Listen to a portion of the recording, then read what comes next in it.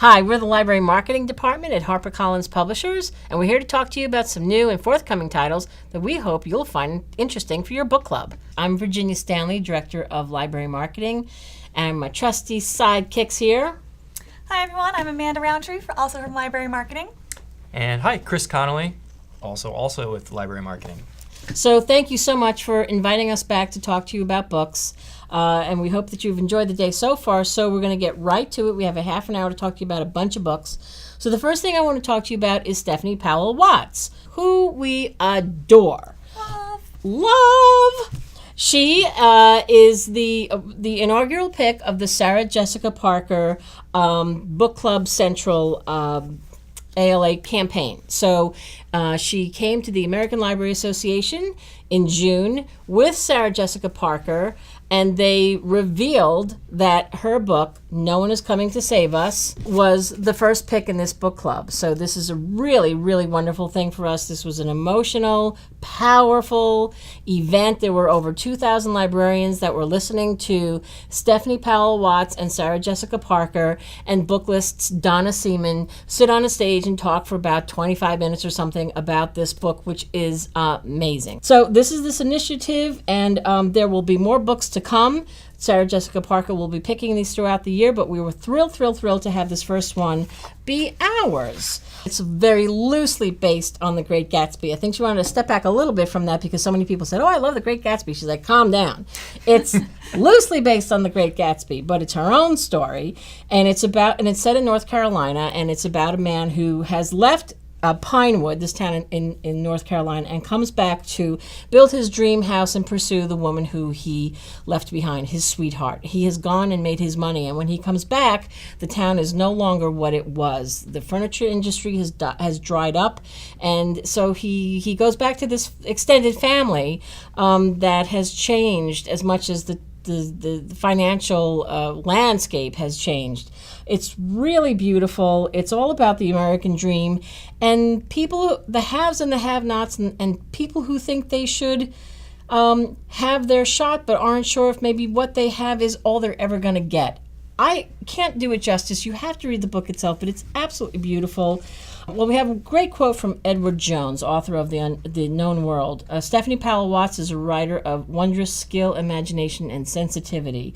This is her first novel. I do want to talk about a book that we have coming out in February of 2018. When this comes out in paperback, so will this book, which is We Are Taking Only What We Need, which is now a HarperCollins publication. This was initially published back in 2011 by Bookmark Press, which is a literary press at the University of Missouri, Kansas City. And so we're thrilled to have this on our list as well. This is an acclaimed collection of 10 stories, all set in the South, and just talking about ties that bind and the gulf that separates the generations. There's some really wonderful stories in here. There's a story about a Jehovah's Witness who goes door to door with this expert field service partner from up north, and she's at a crossroads. Is she going to go to college, or is she going to continue to serve the church? There's a lot of just really deep soul searching stories going on here, confliction and just really wonderful stuff. She's a wonderful, talented writer, and it's going to have a new introduction by the author. It's going to have a new cover. Edward Jones said this was an impressive debut that promises only wonderful work to come, and he was right. It won a lot of awards. It won the Ernest J. Gaines Award for Literary Excellence. It was a finalist for the Hemingway Foundation Pen Award. It won a Chautauqua Prize. Really great. She's a wonderful writer, and we're thrilled to have her on the list. So that's a lot of Stephanie Powell Watts, but you can't get enough of her. So there's my 2 cents. Who's next? Okay, I will go next, and I'm going to start off with a book that we are super excited about, and we want you to be super excited about. It comes out in January 2018, but we are so excited, and there's so much love for The Woman in the Window by A.J. Finn. This is a debut psychological thriller that will really knock your socks off. It follows a woman, and something has happened to her in the past, and she becomes agoraphobic. She sits alone in her Manhattan apartment all day. She cannot leave. She is terrified of going outside. She sits there. She's drinking wine, watching old black and white movies, and spying on her neighbors. And one day, while she's doing all of this, she sees something that she really should not see. But between, the meds and the wine, can she trust what she saw? Everyone pretty much tells her, no, you are imagining all of this. It's, something went wrong and you don't know what you're talking about. But she is completely convinced that something happened and that she needs to figure out what is going on. And it is just so, so good. There are so many twists and turns. How can she figure out what's going on when she can't even leave her apartment? Like, how can she do that? And I think you will need to read to find out. There is so much librarian love for this already, and it's got a lot of big in-house love as well. All three of us are huge, huge fans, so this is going to be really, really big. That's The Woman in the Window by A.J. Finn. Did you mention the movie? I did not. Movie rights snapped up immediately. Immediately. Bing! So, read the book, watch the movie. We were thrilled to get this. He's a publishing insider. He might work at HarperCollins. He does. And he's amazing. And I cannot tell you how great this book is. Honest to God. I mean, here's the thing. So people at work were saying, like, did you read it? And I'm afraid to read it because I know the author. And what if I don't like it? I have to tell you, I haven't met a person yet who didn't love this book. That's all I'm going to say. All three of us in love. It's swept through the company, and very disparate kind of reading tastes amongst between the three of us, but it doesn't matter. It's a cross genre. Just people love this book, so it's gonna be a thing. There it is. It's gonna be a thing. There's a moment where you just read it and go, "What?" Yep. It's great. Thank you. Next. Okay. Cool. All right, next we have the latest book by Wiley Cash, The Last Ballad. Just a really incredible Southern author. He's a library favorite. You'll know him from A Land More Kind Than Home and then This Dark Road to Mercy. So he's kind of in the vein, you would say, of like Ron Rash or Tom Franklin. He's just an all-around great guy, though. He's really active again for libraries. His latest novel takes us actually back to North Carolina with Miss Stephanie Powell Watts. Mm-hmm. This time, though, in 1929, and it follows Miss Ella Mae Wiggins. She is a single mother working in a textile mill.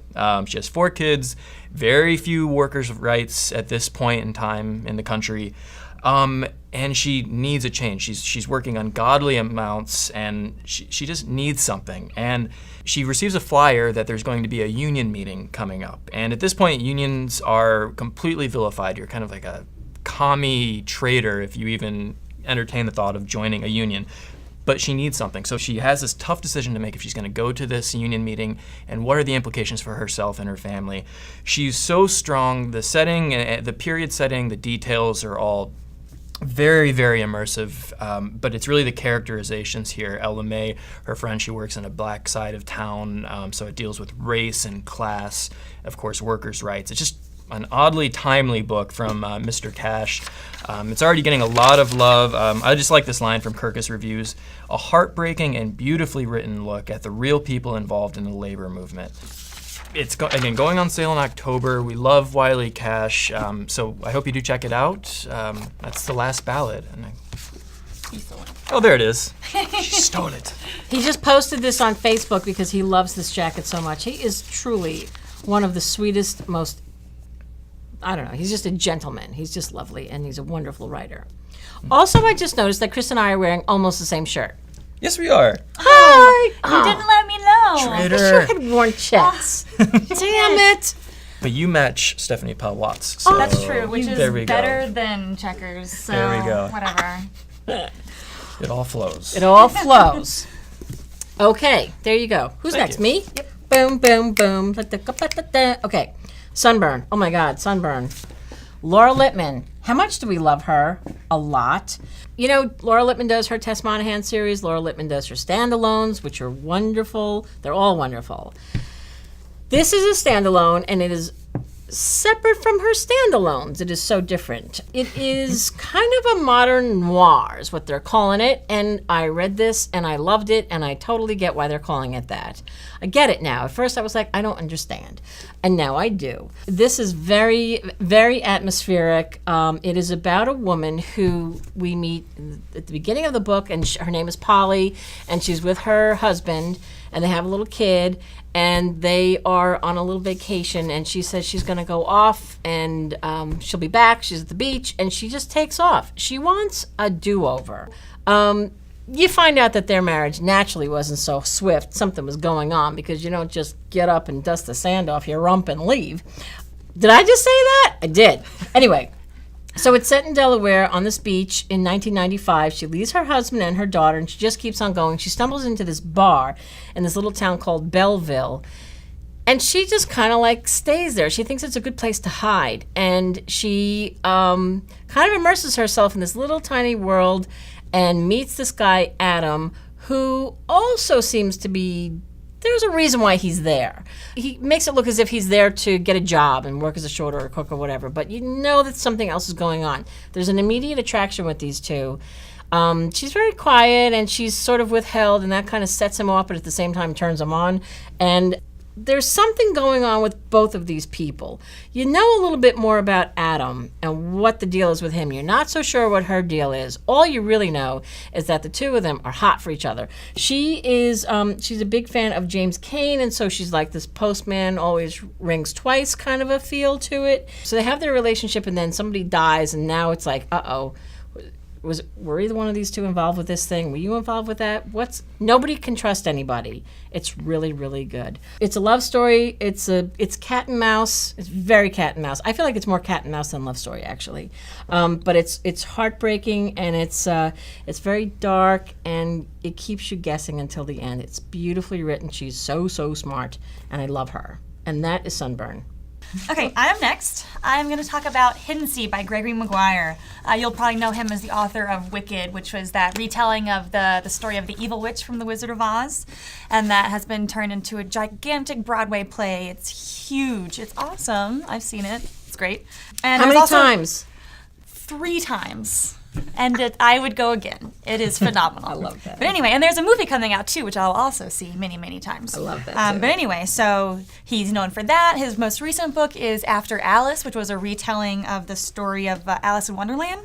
And so his new book, here he sets his sights on the story of the Nutcracker, and how he sets it in early 19th century German Romanticism, and tells the origin story of that Nutcracker, how he was carved, how he came to have these powers to bring this sick child into this fantastical realm on Christmas Eve. And he also kind of ties that into the story of the man who carves him and presents this toy to his goddaughter. Since this is the Gregory Maguire book, you know you're getting a lot more here than just a straight retelling.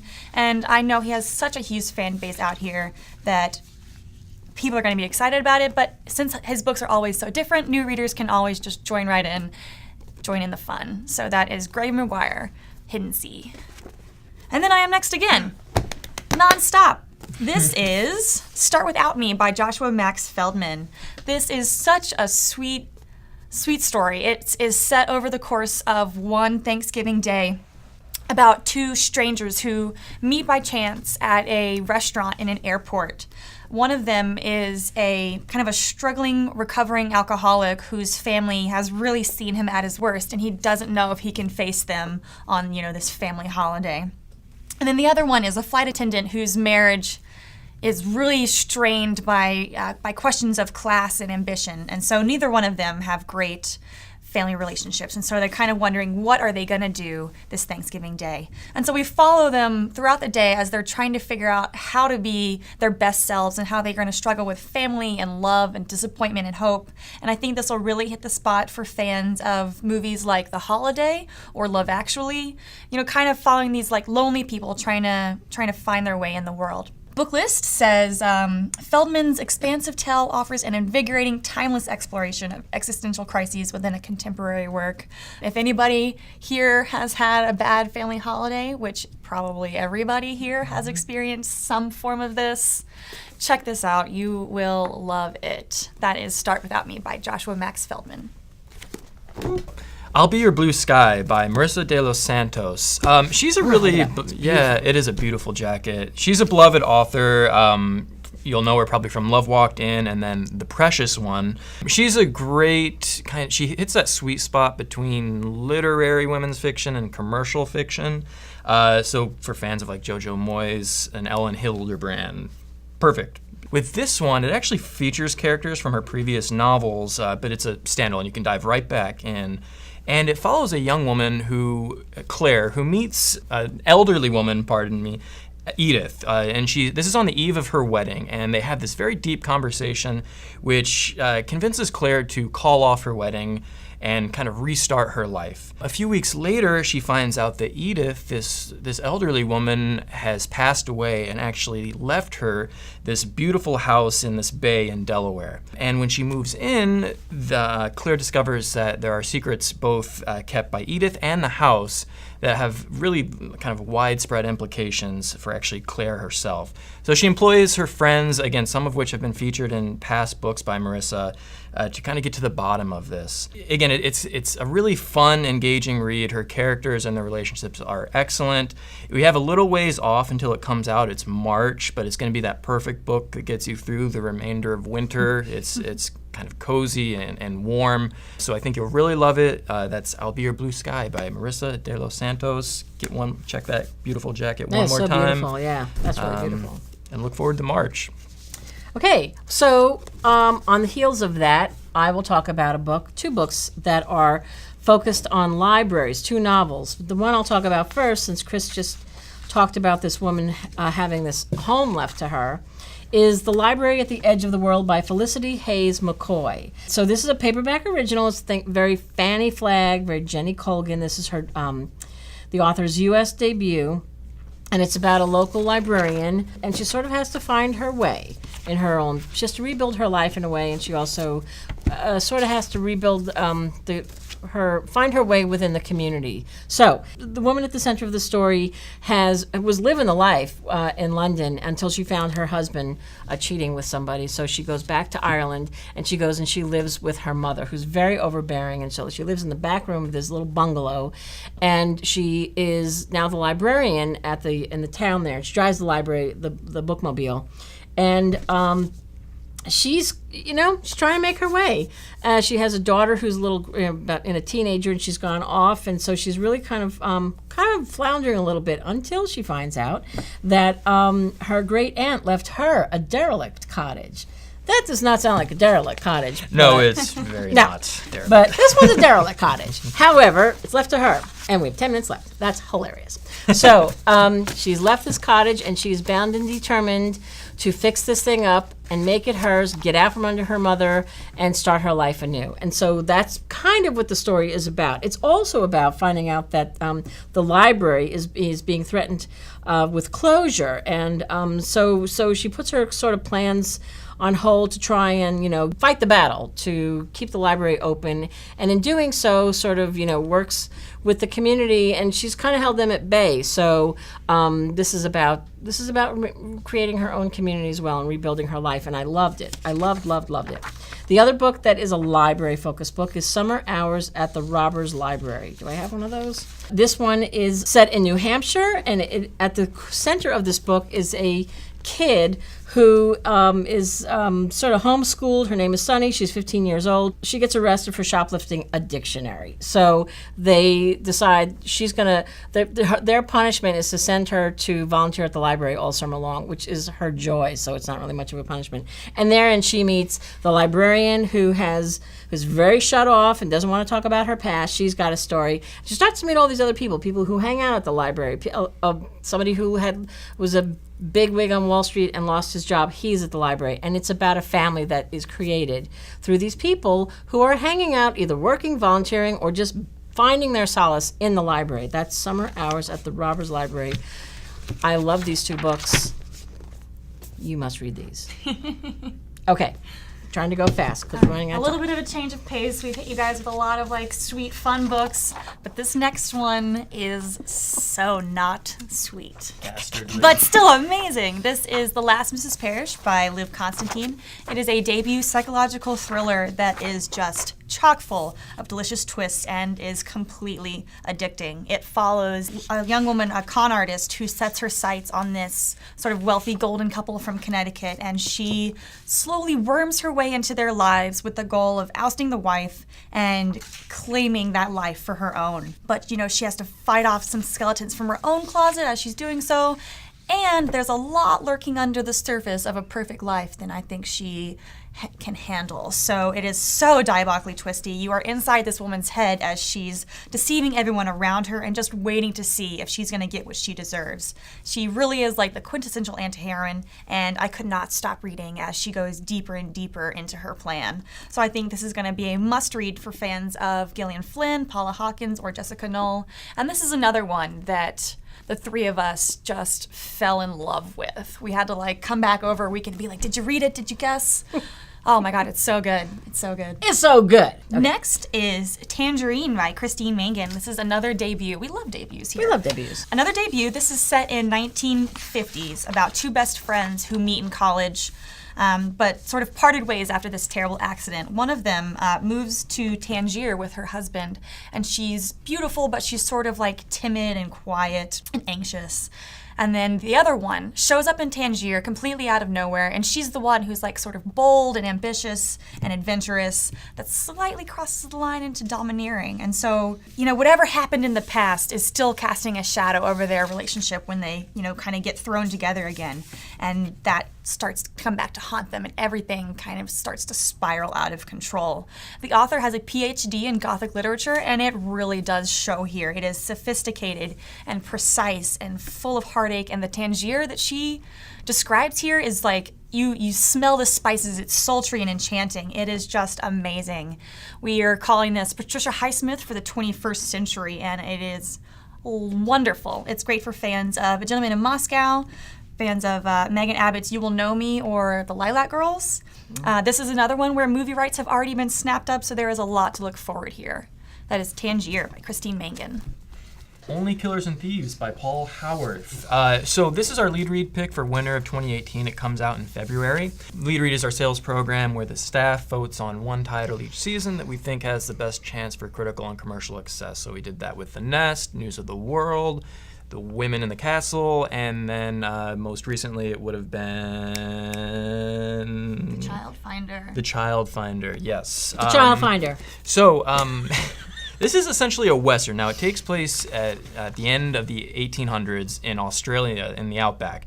But it reads very much like a Western, kind of Philip Myers, the son, or Cormac McCarthy. And it centers on this family. They're a farming family, but there's been a drought, they're struggling. And these two brothers one day go off to the local watering hole and then come back and find their family just massacred, essentially. It's a horrific scene, and this is a time when there's this big effort to colonize and kind of wipe out the Aborigine population. And when these boys get back and see this carnage, that's automatically who they blame. And they enlist the help of what's called the Queensland Native Police, which is they're supposed to maintain the peace, but really what they're doing is eliminating the local population. So they go along with this team led by this really kind of evil, complex man called Edmund, who's kind of, he's a hunter of Aborigines. And they go and see things that really, they start out as boys, and the things that they see turn them into men prematurely. And it's a horrifying scene, but there's a lot of redemption because the main character who this is told through, Tommy, he's 14 years old, and he's the moral center, and he's kind of trying to come to peace and come to terms with what they're doing in the midst, kind of like getting over this horrible tragedy and then also committing these tragedies and just making sense of the world. So it's so immersive. Again, the characters, it's horrifying at times, but it is ultimately full of redemption through this young Tommy as he comes to grips with what has happened. So that's Only Killers and Thieves. That goes on sale February. I hope you'll check it out. And I'm going to go right on next to a name I hope you know, Jilly McMillan.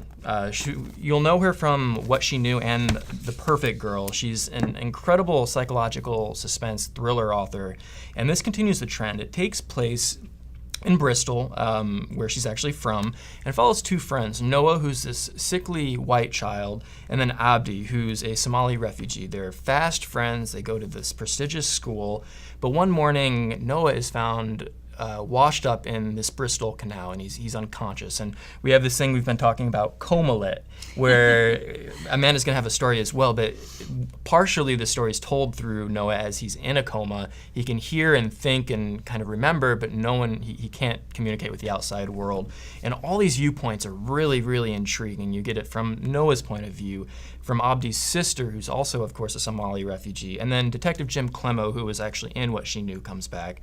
And all the voices, you get all the twists and turns and the incredible pacing that she can pull off in her sleep. But really, it's the voices are all so unique and so full of humanity. And it's a timely novel, just with the immigrant situation and the paranoia that really snowballs over the course of this story as they try to figure out what happened to Noah and why is Abdi not talking about what happened to him. So this goes on sale in October, so you don't have to wait too long. That's Odd Child Out by Billy McMillan. And actually, I have the real book, so there you are. All right. Continuing with our coma-lit trend, this is If You Knew Her by Emily Elgar. This is another debut that is told also from multiple points of view that starts with this terrible accident and goes from there. This young woman is brought into the hospital after a hit and run, and she is in a coma. And so you sort of get her backstory of what led to her ending up in the hospital. You also get the story of one of the nurses, and this nurse discovers a secret about the young woman that she has been keeping from everyone around her. And then the third character's point of view is another patient in the ward with the young woman, and he seemingly is in a coma, but he has what is called locked-in syndrome, to where he appears to be totally unresponsive, but he can see and hear everything that is going on around him. He just can't communicate with anyone. And so he's the one who holds the key to figuring out what happened to this young girl. And it is so, so good. There are so many secrets, but it's a really good human story too, as you're getting all of these different perspectives about these characters' loves and fears and hopes. And it's got that great psychological suspense as well from a really great new voice that I think will be perfect for fans of Julie McMillan, J.P. Delaney, and Ruth Ware. So that is If You Knew Her by Emily Elgar. Okay, The Great Halifax Explosion, a World War I story of treachery, tragedy, and extraordinary heroism. This is by John Bacon, New York Times bestselling author. This is a gripping narrative nonfiction account of one of the world's largest man-made explosions before the atomic bomb. So this is back in December 1917. There's this freighter that's carrying 3,000 tons of explosives sailing from Brooklyn. We're entering the World War I's fourth year, and the Allies are hoping to break this grueling stalemate. They're sending thousands of fresh American troops and more munitions than ever to the trenches of France. So this French freighter, the Mont Blanc, sets sail from Brooklyn on December 1st, 1917. It's got 3,000 tons of explosives on it. And the captain has banned the crew, no lighting any matches, nothing. Everything has to be battened down because this thing could blow. And 4 days, it's floating like a powder keg, bobbing around the eastern seaboard. There's a snowstorm, and there are German U-boats everywhere. And finally, on December 6th, the crew slips into the Halifax harbor just as this other relief ship is coming out. And at 8:45 a.m., that relief ship struck the Mont Blanc and knocked over all these barrels of airplane fuel. Fire flew across the decks, and there were thousands of people killed. 2,000 people were killed. 9,000 more were wounded. 2.5 square miles of Halifax were leveled.